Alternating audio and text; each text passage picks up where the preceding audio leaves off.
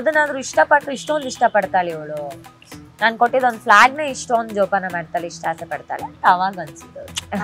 ಆದ್ರೆ ಯಾವತ್ತೂ ಹೇಳ್ಕೊಂಡಿಲ್ಲ, ಹೇಳಿಲ್ಲ, ಯಾವತ್ತೂ ಹೇಳ್ಕೊಂಡಿಲ್ಲ.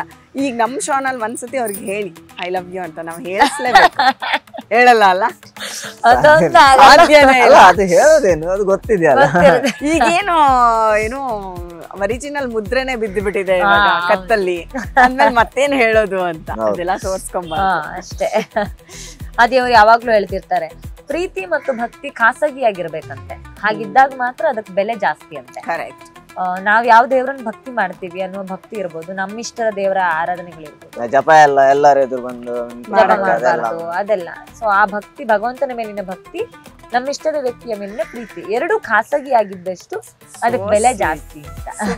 ಎಲ್ಲರ ಎದುರು ಪ್ರೀತಿ ಮಾಡು, ಅದೆಲ್ಲ ಕಂಡು ಬೀಳುತ್ತೆ.